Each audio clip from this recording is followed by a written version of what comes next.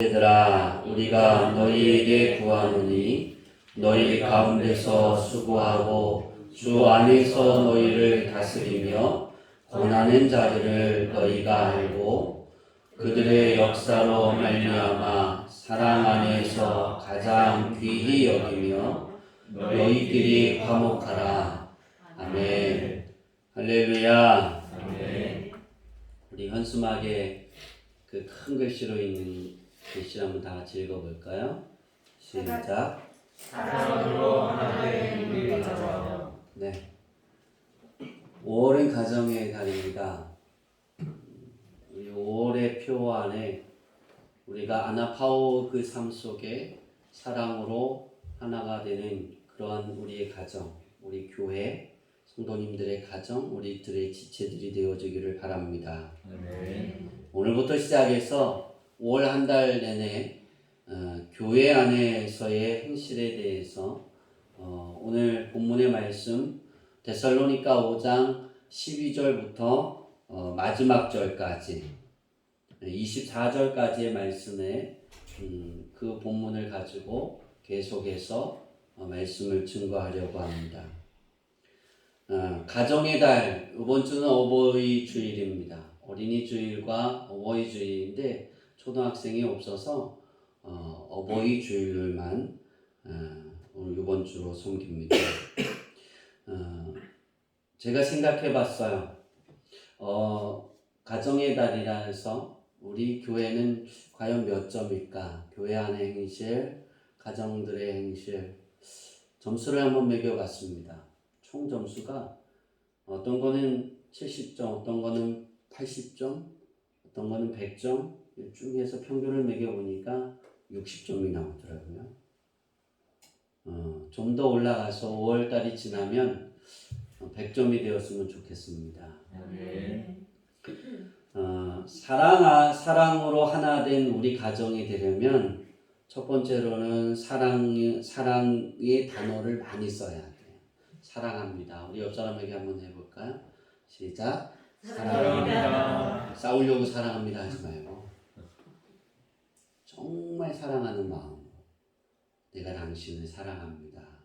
우리 다 짝을 지어서 할까요?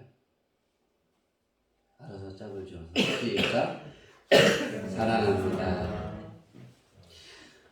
왜 이 사랑합니다라는 단어를 많이 써야 되냐면 사랑한다라고 말하면 그 사랑 안에는 사람의 생기가 돋습니다. 그러니까 사람의 생기를 돋게 하는 단어가 뭐냐면 사랑입니다. 우린 그 사랑을 받았고 예수님의 그 사랑을 받아서 생기를 얻었고 그 사랑을 나누고 가정을 통해서 우리 교회를 통해서 지역 사회에 퍼져나가기를 바랍니다. 이런 생기를 불어넣는 사랑을 하는 그런 가정이 되고 하나가 되는 가정이 되려면 받는 것을 잘 받아야 돼요. 사랑을 받을 때 잘 받아야 돼요. 네가 진 게 사랑해 그러면 네가 해준 게 뭐가 있는데 그러면 안 돼요. 사랑해요 그러면 날 너무나 사랑하는구나 그 마음으로 잘 받아들여야 돼요. 주는 것도 잘 줘야 돼요. 아주 세밀하게 줘야 돼요. 그 사람의 마음이 어떤지, 그 사람이 생각하는 그 생각이 무엇인지 우리가 알고 선물도 줄 줄 알아야 되고 말도 할 줄 알아야 돼요. 대개는 기분 좋은 말을 잘 많이 해주는 5월달이 됐으면 좋겠어요. 그러니까 우리 교회 성도님들 이야기 속에 한 가지 사라진 단어가 있어요. 제가 그렇게 표현할까요? 올해 들어서 여러분의 입에서 한 번도 그 이야기를 들어보지 못했어요. 죽겠다. 그 단어가 없더라고요. 그건 너무나 행복했어요. 작년에도 없었어요. 근데 재작년에는 좀 많았어요. 근데 작년에부터 시작해서 조금씩 이 단어가 사라지더니 거의 들려지지가 않아요. 그렇다고 또 생각이 났다고 오늘부터 배고파 죽겠어. 난 당신 때문에 죽겠어 그러지 마시고 당신 때문에 살겠어 그렇게 되기를 바랍니다. 배려하는 말과 행동이 계속 있어야 되는데 그것은 어떻게 해야 되냐면 연습해야 돼요. 그 말 중에 우리 교회 성도님들이 다 남자나 여자나 어린아이로부터 어른에 이르기까지 이 단어를 가장 많이 썼으면 좋겠어요. 사랑합니다. 아멘. 고맙습니다. 아멘. 당신 때문에 행복해. 고마워. 밥을 먹으면 고마워. 그 단어를 꼭 했으면 좋겠어요. 밥이 짜든 싱겁든 내가 화가 났든 뭐하든 연습하는 거예요. 그 연습함이 여러분의 입에서 습관이 되어서 습관처럼 사랑합니다. 그렇게 고백되어지길 바랍니다. 밥을 먹으면 고마워. 그렇게 되길 바랍니다. 우리 자녀들도 그렇게 돼야 돼요. 당연한 줄 아는데 그게 당연한 게 없어요. 그렇죠? 당연하지 않아요. 고마운 거예요. 부모님이 엄마가 밥을 주면 간식을 주면 고맙습니다. 꼭 5월 한 달이라도 이렇게 습관을 들여서 이야기할 수 있는 그런 가정이 될 때 사랑으로 하나가 되는 거예요. 자, 이걸 어떻게 하느냐? 화를 내지 않는 마음으로. 어떤 마음으로? 화를 내지 않는 마음으로 기쁨을 주는 거예요.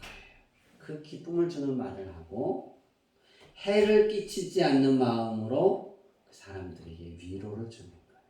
가정 안에서, 교회 안에서 우리 모든 성도들 안에 5월 한 달 동안 화를 내지 않는 마음으로 기쁨을 주고 해를 끼치지 않는 마음으로 위로를 주는 거예요. 이 반대말이 뭐예요? 화를 내는 마음으로 기쁨을 줄 때가 있고 해를 끼치는 마음으로 위로할 때가 있다는 거예요. 아셨어요? 하나님의 놀라운 자비가 뭐냐면 자비의 자자는 화를 내지 않는 마음으로 기쁨을 주는 거고 자비의 빗자는 하나님은 해를 끼치지 않는 마음으로 위로를 주는 거예요. 우리에게. 하나님이. 우리도 그렇게 될 수 있기를 바랍니다. 아멘. 우리는 이런 모든 하나의 단어를 우리는 가정을 생각할 때 어떤 사람은 좋은 말을 쓰고 어떤 사람은 좀 좋지 않은 단어들을 많이 쓰고 내 남편이 막 아주 세밀한 남편이 있는가 하면 우리 장모님처럼 우리 다른 남편이 저처럼 우격 막 성질이 급해갖고 소리 버럭버럭 지르는 남편이 있잖아요. 그죠? 아니에요? 그렇잖아요. 아내도 그렇잖아요. 그런데 그 하나님은 우리가 앞서 부른 것처럼 다 공평하시다고요. 정말이에요. 그 안에 좋은 것이 있어요. 그런데 내가 원하지 않는 그런 짜증나는 그런 것으로 모든 것을 포장해서 보기 때문에 그 안에 있는 정말 깊은 사랑과 좋은 것들을 모르는 거예요. 다 있거든. 그 안에 다 있어요. 해를 끼치지 않는 마음으로. 또 어떤 마음으로? 어떤 마음으로? 화를 내지 않는 마음.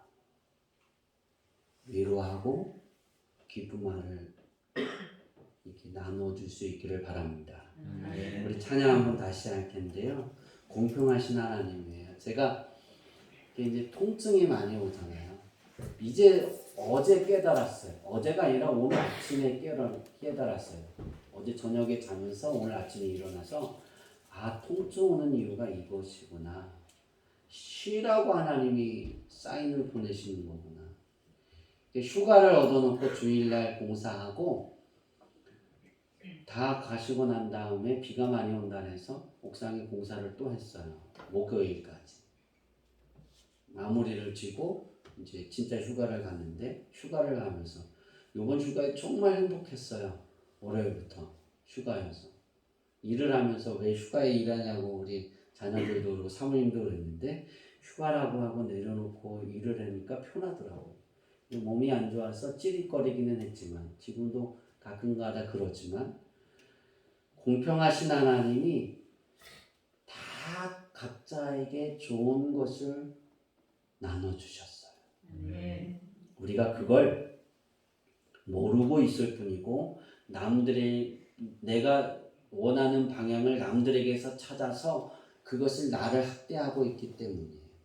하나님이 주신 그 은혜, 여러분 가정 안에 공평하신 그 하나님이 남이 가지지 못한 것까지 내게 갖게 하시고 내게 없는 것도 내가 남에게서 보았으면 그것도 내 것이 될 수 있는 그런 한 달이 되어지기를 소망합니다. 우리 기도하는 마음으로 찬양하고 이어서 말씀을 듣겠습니다. 찬양하겠습니다.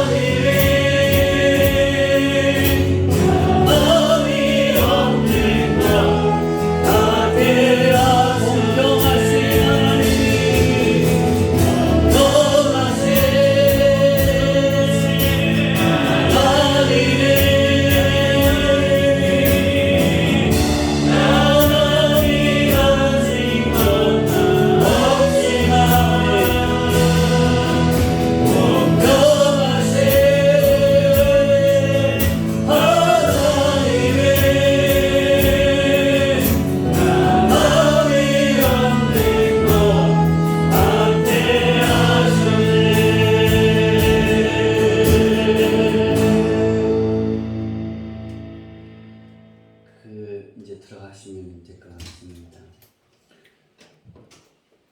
13절에 보면 그들의 역사로 말미암아 사랑 안에서 가장 귀히 여기며 너희끼리 화목하라 그렇게 말씀하고 있어요. 그렇죠?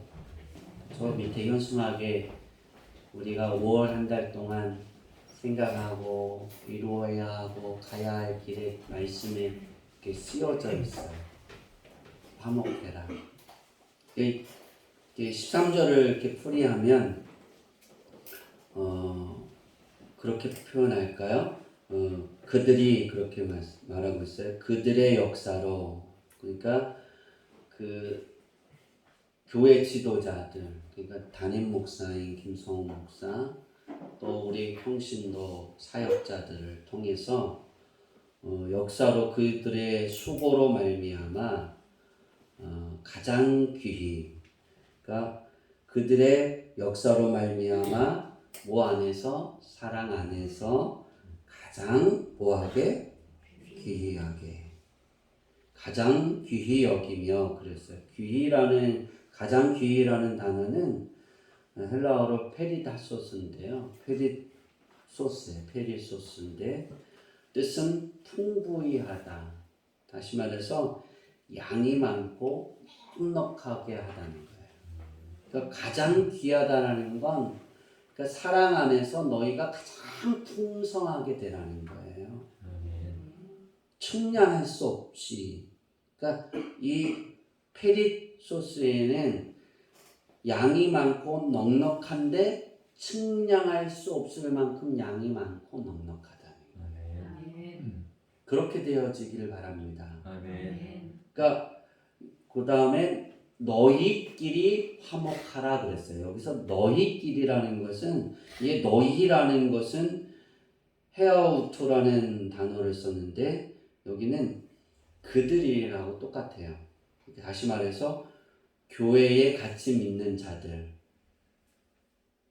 한 가정 안에 우리 주양기교회 모든 하나의 지체들 그 안에서 끼리라는 것은 N이라는 단어를 썼는데 몸모 안에예요. 그러니까 주님의 교회에 몸된 교회 안에서 너희 안에서 화목하라. 화목하라는 건 평화롭게 지내라는 거예요. 그러니까 평화롭게 지내는 거예요.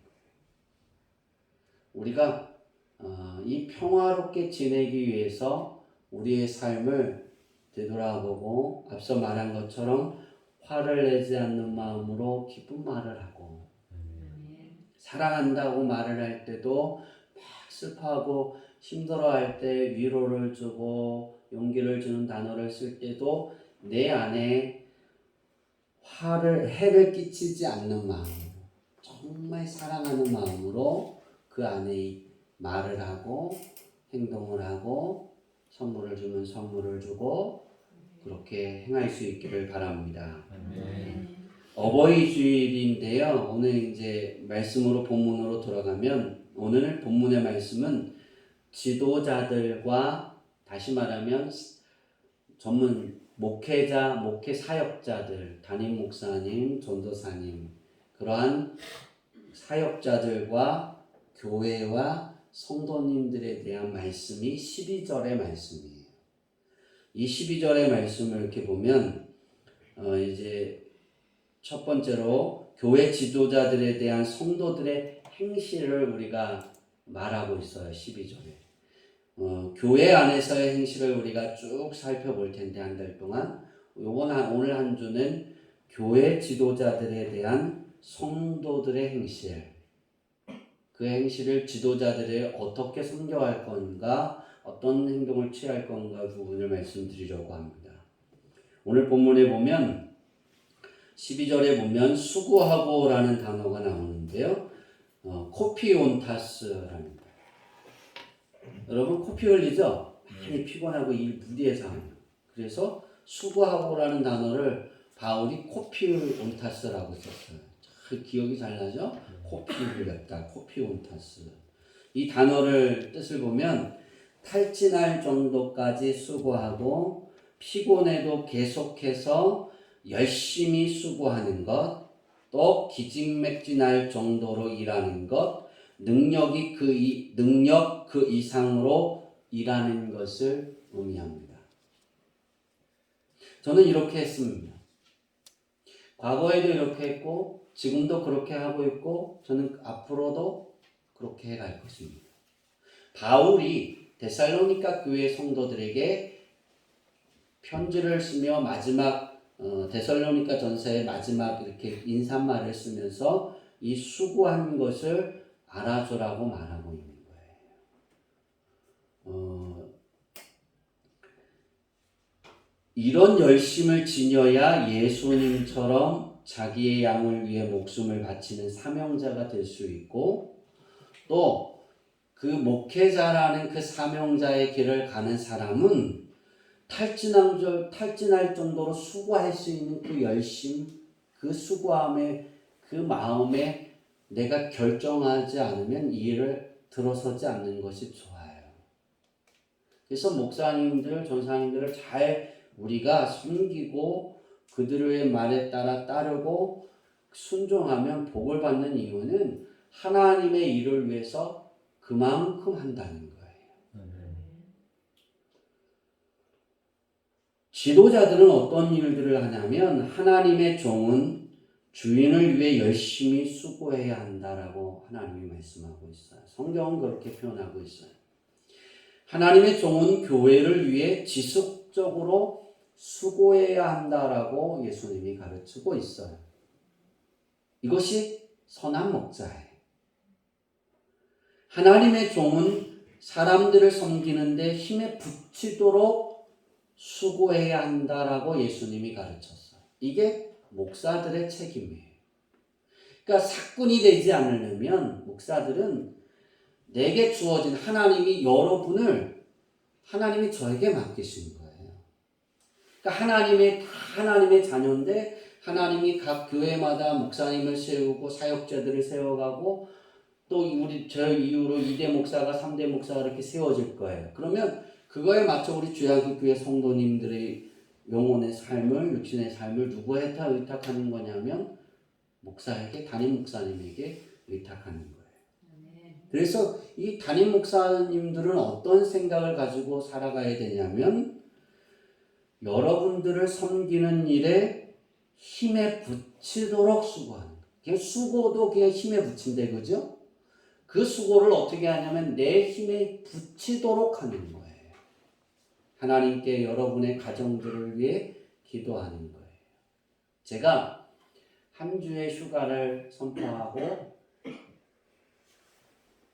그 휴가비를 우리 성도님들이 주셔서 그 휴가비를 가지고 한 주를 살았어요. 그리고 1년치 먹을 해물을 다 먹었어요.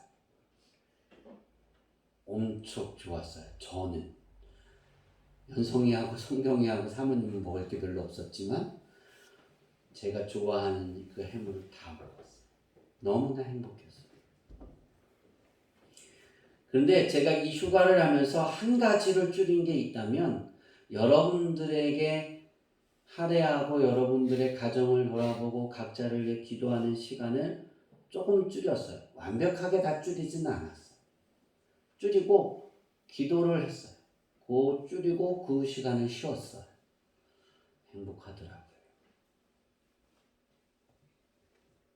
교회 일을 해도 사모님이 그렇게 많이 꾸중을 들었는데 그게 무슨 휴가냐고 들었을 때 전 휴가였어요. 그걸 줄였으니까. 힘에 부치도록 하는 거야. 힘에 부치고 지쳐서 쓰러져가도 놓을 수 없는 게 바로 여러분입니다. 여러분의 삶. 하나님과 여러분과 하나님이 주셔서 여러분들이 받아야 할 축복이고 여러분이 누리지 못하는 힘든 그 모든 것들을 하나님께 계속해서 두드리고 이야기해요. 그 싸움이에요. 그걸 바울은 힘에 부치도록 수고했다라고 말하고 있는 거예요. 예수님도 그렇게 말씀하셨어요. 이것이 하나님의 종의 일이며 한 교회 목회자에게 요구되는 시간과 힘입니다. 목회자의 마음과 몸과 영혼이 모두 주님께 속해 있다. 그러므로 그 모두가 하나님의 사랑하는 백성들을 삶으로 자신에게 맡겨진 그 성도들을 위해 자기의 힘에 부치도록 수고해야 되는 거예요. 하나님의 선한 목자라. 이것이 제가 목회하는 이유고 이것을 내가 신학을 하겠다, 내가 목사가 되겠다라고 했을 때 전 이걸 하나님께 기도했고 그렇게 걸어오고 그렇게 살아가고 있어요.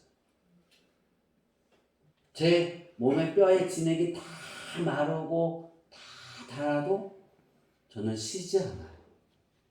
한 번도 쉬어본 적이 없어요. 여러분은 쉬겠죠. 이것이 다른 거예요. 목회자와 성도들이 다른 점입니다. 다 저 같다라고 생각하지는 마세요. 저는 그렇습니다.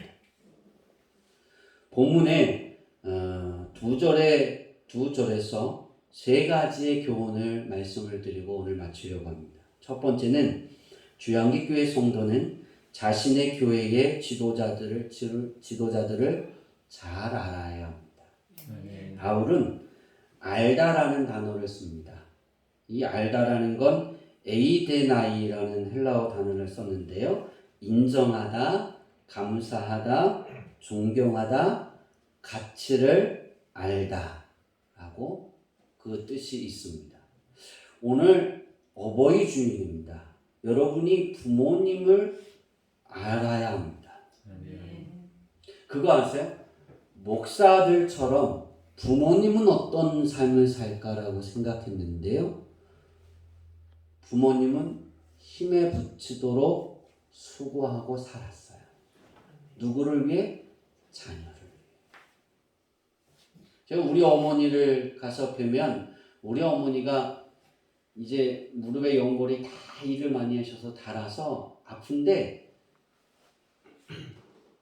두 아들이 아무 일도 하지 말라고 밭을 준비를 하나도 안 했어요. 비누로도 걸지 않고 풀이 많았어요. 오늘날 가니까 풀이 없어요. 밭에. 왜 없을까요? 다 뽑았어요. 왜 뽑았을까요? 우리 형이 좋아하는, 제가 풋고추를 좋아하니까 우리 어머니가 제가 좋아하는 풋고추를 심고 우리 형이 좋아하는 오이를 심고 우리 큰누님이 좋아하는 가지를 심으려고 뽑았어요. 그리고 우리 교회 성도들에게 반찬하라고 파를 심기 위해서 뽑았어요. 하지 말라니까. 그러면 무릎 아프잖아요. 힘에 부치도록 수고하더라고요. 제가 그래서 부모님은 어떤 부모님입니까? 여러분의 부모님. 그리고 또 부모님이 될 거 아니에요. 그렇죠? 여기 있는 자녀들은 안 될 거예요. 될 거 아니에요. 부모님이. 시간이 흘러가요. 시간이 흐르면 똑같이 내 자녀를 위해 부모님은 수고합니다. 바울이 말한 것처럼 코피온타스. 그렇죠? 코피가 타스가 뭐죠? 12, 연필이 한 타스에 12개잖아요. 그죠? 그만큼 흘리는 거예요. 12개를 찔르는, 미안합니다. 안 웃습니다. 장로님 최고예요. 장로님만 웃어줘요? 민지한테 혼났어요. 코피온타스. 그만큼 수고할 거예요. 기진맥진할 정도로 일하는 거예요. 자녀를 위해서. 그러니까 부모님에게 감사할 수 있어요. 1년 365일 그런 표현을 못해도 오늘 예배를 오전 예배만 맞추고 점심도 주지 않고 가잖아요. 그러면 부모님을 못 찾아가면 전화라도 감사합니다, 사랑합니다, 존경합니다. 3단어를 했으면 좋겠어요. 엄마 아빠에게 다 하는 거예요.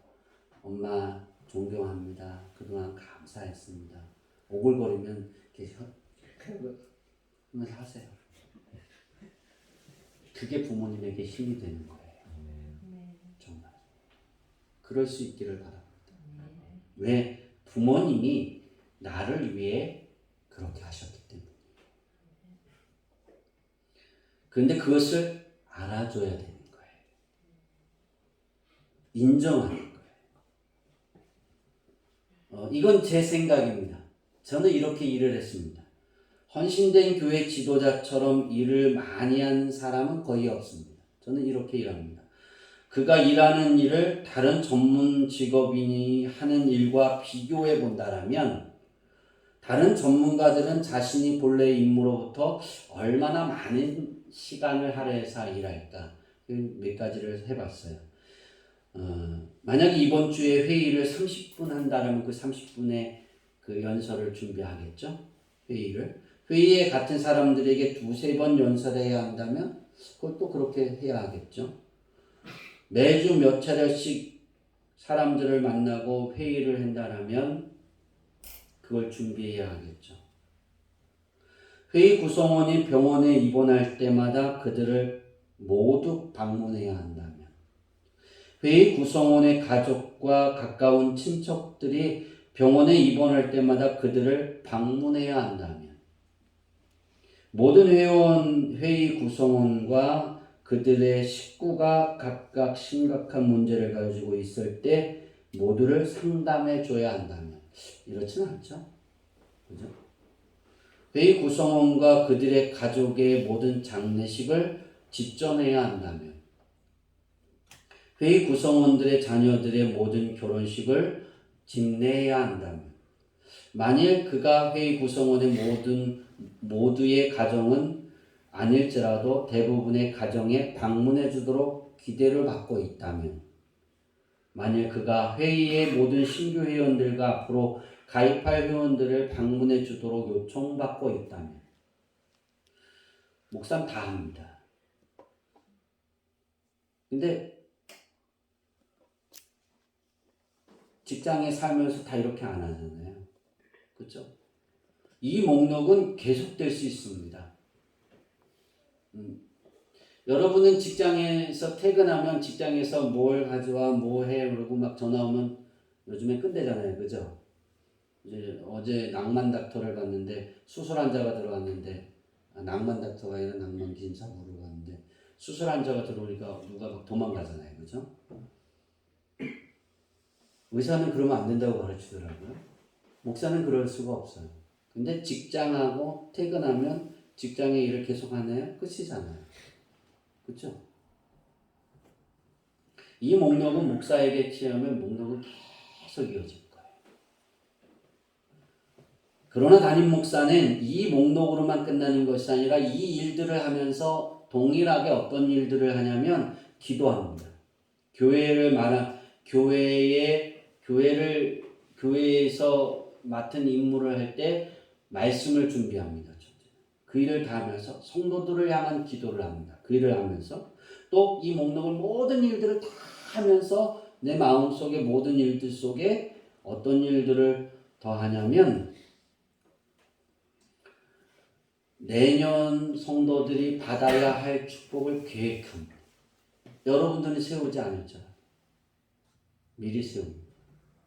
여러분들이 집에서나 밖에서나 자기가 직업을 갖고 하루 종일 내가 누구를 만나나 어떤 일들을 하든 목사는 그것에 하나님의 복이 임하도록 구하고 찾고 두드립니다. 올 한 해를 지나면서 아나파오에 하나님이 주신 그 쉼이 저들에게 어떻게 임해야 할지 그 쉼을 달라고 그리고 하나님께 요구하고 그리고 내년을 바라봅니다.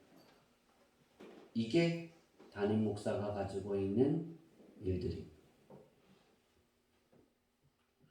주님께 헌신된 교사들, 각 지체들은 예를 들어보면 좀 다르겠죠.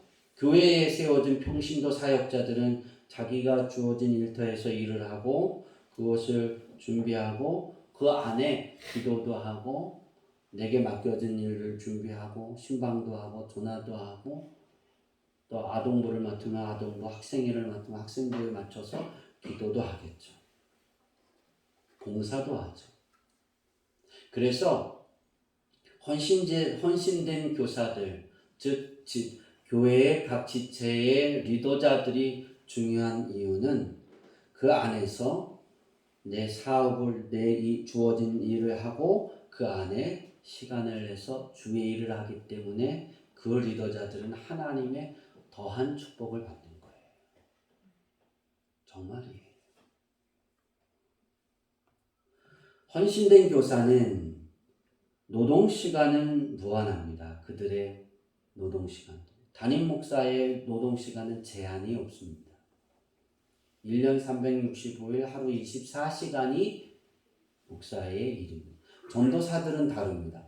퇴근하면 끝입니다. 출근하고 퇴근하면 거기까지입니다. 담임 목사는 아니에요.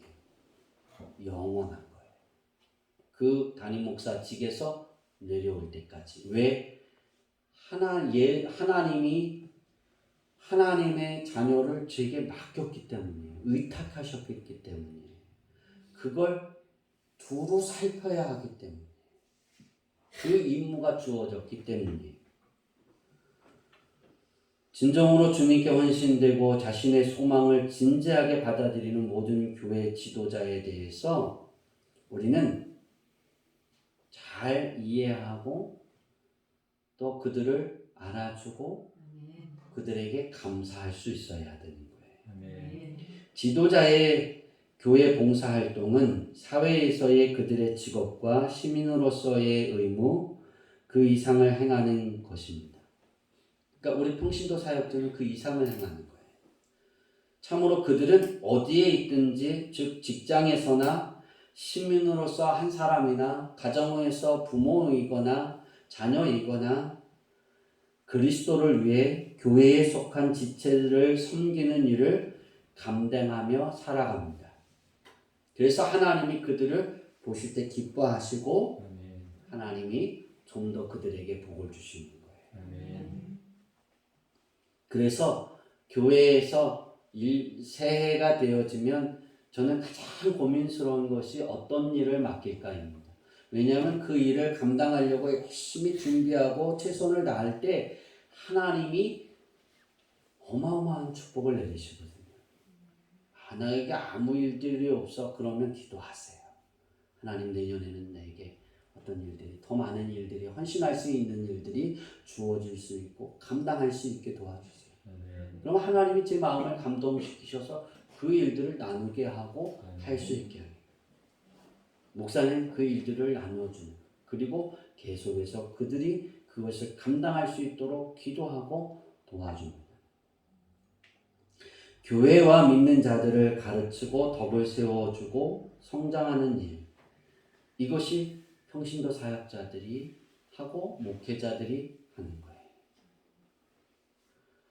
바울 사도는 데살로니가 성도들에게 주의 일을 위해 교회 사역을 하는 이들을 알아주라고 했잖아요. 고린도 교회 성도들에게는 어떻게 이야기는, 데살로니가 성도들에게는 알아주라고 했어요. 근데 고린도전서 16장 16절에 보면 그들에게 복종하라라고 바울은 이야기하고 있어요. 그러니까 평신도 사역자들에게, 담임 목사에게 복종해라. 이런 모든 사역의 요점은 믿는 자들은 자기의 지도자들을 알아야 한다는 것입니다. 즉 그들을 인정하고 감사해야 하며 존경해야 합니다. 그들은 이러한 우리의 마음을 받을 자격이 있습니다. 여러분이 여러분 앞에 있는 김성호 목사를 존경하고 또 감사할 수 있어요. 또 여러분 앞에 있는 또 각 처에서 각 분야에 맡아 있는 그 일을 해가는 사람들을 존경하고 감사할 수 있어야 돼요. 나보다 모르는데, 나보다 일을 못하는데, 서투른데, 그게 아니에요. 무조건 감사할 수 있어야 돼요. 사랑의 마음으로. 할렐루야. 두 번째는 믿는 자들은, 즉 주양기교회 성도들은 자기의 지도자를 사랑 안에서 귀히 여겨야 됩니다.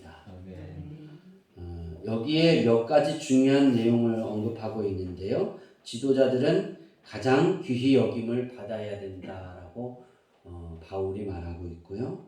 지도자들은 사랑 안에서 가장 귀히 여김을 받아야 된다 그랬어요. 성도들이 그 안에서, 또 지도자들은 하는 일을 위하여, 다시 말하면 담임 목사님이 하는 일 때문에 가장 귀히 여김을 받아야 된다. 사역자들이 그 하는 일들 때문에 가장 귀하게 여겨야 된다는 거예요. 누가? 지체들이. 주양기교회에 모여있는 모든 성도들이 그 지도자들을 가장 귀하게 여겨야 돼. 우린 이 일을 하나를 하잖아요. 우리 전사님을 굉장히 귀하게 여기잖아요. 귀하게 여기서 우리 전사님을 위해서 여러분이 헌금합니다. 아나파오에 헌금을 합니다.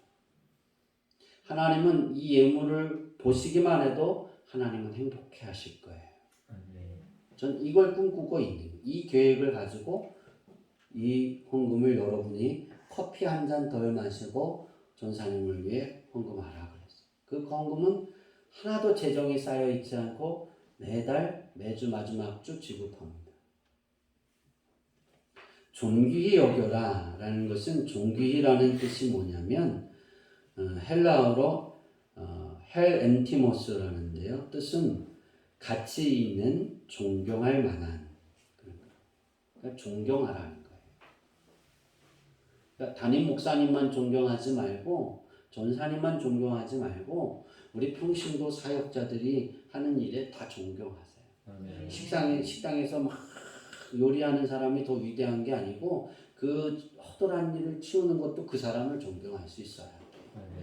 강대상 여기 청소하는 사람만 위대한 게 아니고 그냥 바닥 청소하고 화장실 청소하고 그 사람들도 다 위대한 거예요. 다 각자의 위치의 사역자들이거든요. 존경할 수 있기를 바랍니다. 존귀하다라는 한글 사전의 뜻을 찾아보니까 귀하고 높다라고. 그 사람이 정말 귀하고 굉장히 높다라는 거예요. 그러니까 내가 그 사람을 존경한다라는 건 나보다 높여준다는 거예요. 그렇게 대할 수 있기를 바랍니다. 이것이 교회의 생활입니다. 세 번째로 주양기 교회에 속한 성도들은 지도자들은 서로 화목해야 돼요. 그러니까 지도자들끼리 반목하는 것이 아니라 뭐 하라고요? 서로 화목해야 합니다. 이 교훈은 배우는 성도님들뿐만 아니라 담임 목사에게도 주는 교훈임을 주목해야 합니다.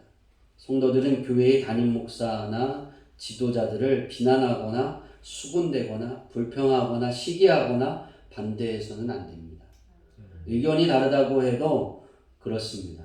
담임 목사에게 의견이 다르다고 반대하지 않았으면 좋겠어요. 반대할 일이 있다라면 그걸 반대하지만 논리상으로 이야기해야 되겠죠. 그러나 그가 성경이나 하나님의 영의 사랑의 그 사역 속에 반대되어지지 않는 한 순종하며 나가는 사람들이 굉장히 지혜로운 것입니다.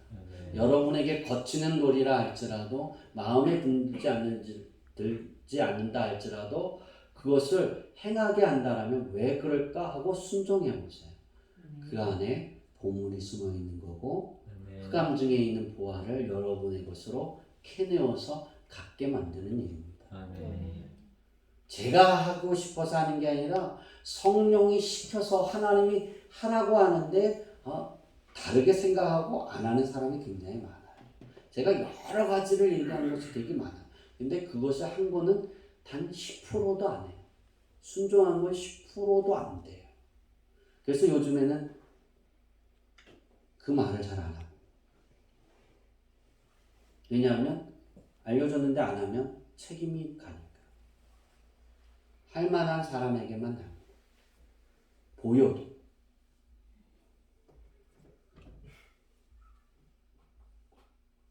목사를 반대하고 나가는 일은 봤을 때 하나님의 말씀 안에 그 기준 안에 사랑 안에 이것이 잘못된 것 같다 그럴 때는 정확하게 손을 들어야 돼요. 세상적인 그 모습을 볼 때. 그렇지 않은 한은 목사님 이건 이렇게 해갔으면 좋겠습니다 라고 가는 것이 옳은 것 같아요. 그렇게 나갈 수 있기를 바랍니다. 교회 평신도 지도자들 안에 교회 안에서 생활도 그거 안 돼요. 그건 잘못됐어요. 그거 끊는 것이 아니라 이건 이렇게 했으면 좋겠어요 라고 그렇게 말을 바꿨으면 좋겠어요. 따라해 봅시다. 그거는 이렇게 해보면 좋겠어요. 이렇게 하면 싸움이 되지 않아요. 상처가 되지 않아요. 실망이 되지 않아요. 근데 내 기준으로 봤을 때 이건 아니야. 그건 아니에요. 잘못됐어요. 이거 그렇게 하면 안 돼요. 그렇게 하라고 말했는데. 누가 담임 목사가 시켰는데. 그게 설령 그 한 것이 다 틀리다라고 말해도 그거라고 딱 자르면 상처받는 거예요. 이거 이렇게 하면 안 될까요? 그리고 물어보는 거예요. 어떤 마음으로? 사랑하는 마음. 너 그거밖에 안 돼? 그러는 해로운 마음이 아니라 정말 사랑하는 마음으로 그렇게 하면 받는 자도 위로받는다니까요. 네, 이제 말씀을 마치려고 합니다. 지도자는 힘에 붙여 수고합니다. 그것을 알아줄 수 있기를 바랍니다. 이런 이유들로 지도자가 인도한다면 하나님의 백성들은 하나님의 축복 안에 지극히 큰 상급으로 양육될 것입니다. 그러나 그가 하나님의 양무리를 먹이는데 자기가 먹이는 데 필요한 하나님의 임재의 축복을 누리고 그들에게 주는 것이 아니라 자기가 먹기 위해서, 자기가 누리기 위해서, 자기가 채우기 위해서, 자기가 살아가는데 그것을 하기 위해서 그것을 사용한다라면 그는 사꾼입니다. 정말입니다. 자기가 먹는데 하나님의 양떼를 위해서가 아니라 자기가 좀 더 살아가는데 편안하기 위해서 그렇게 말을 하고 환경을 꾸며가고 그렇게 한다라면 그건 사꾼이에요. 그건 따르지 않아도 돼. 그러나 하나님의 말씀으로 한다라면, 하나님의 말씀 안에서 벗어나지 않는다라면 순종할 수 있기를 바랍니다. 아멘. 믿는 자들은 우리가 화목해야 합니다. 주양기교회 교회 생활 안에서 화목해야 합니다. 여러분의 가정 안에서도, 가정의 그 구성하는 안에서도 화목해야 합니다. 그리고 교회 안에 한 가정이 됐어요. 하나의 지체라고 말씀하고 있어요. 한 몸이 아니라 여러분 그거 아세요? 여러분은 각자 다 다른 하나의 지체입니다. 어떤 사람은 눈이고, 어떤 사람은 귀고, 어떤 사람은 손이고, 어떤 사람은 발이고, 어떤 사람은 머리카락이고, 눈썹이고, 다 다릅니다. 다 지체입니다. 그래서 하나의 몸이 되는 거예요. 내가 다른 사람을 그가 부족하다고 막 지적하면 그가 아프면 내 몸이 아픈 거예요. 그걸 알고 계세요. 교회 안에서의 생활은 화목할 수 있어야 합니다. 그 화목할 수 있기 위해서는 사랑이 존재하는 거예요. 사랑의 말로, 사랑의 단어로 할 수 있기를 바랍니다. 5월은 가정의 달이라고 우리는 말했습니다. 그리고 표처럼 사랑으로 하나 된 우리의 가정을 위해, 하나 된 우리 교회를 위해 우리는 살아갈 것입니다. 이를 위해서 우리는 집안에서 위계 질서가 사랑 가운데 세워져야 되고, 교회 안에서도 위계 질서가 사랑 가운데 세워져야 됩니다. 왜냐하면 하나님은 질서의 하나님이시기 때문에.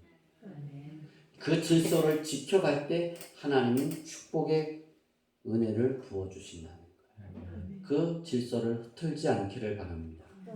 어버이 주일을 보내면서 청년회와 교회에서 또 우리 사모님이 제 내시를 제 허락도 없이 이렇게 준비를 했더라고요. 보니까 성도님들에게 감사의 표현으로 이렇게 선물을 드릴 거예요.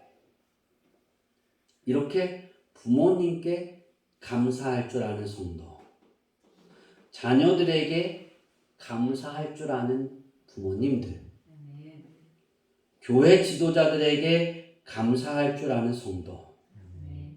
마지막으로 따라해 봅시다. 나를 위해 중보자가 되어지는 모든 지체들에게 감사할 줄 아는 시간을 보내자.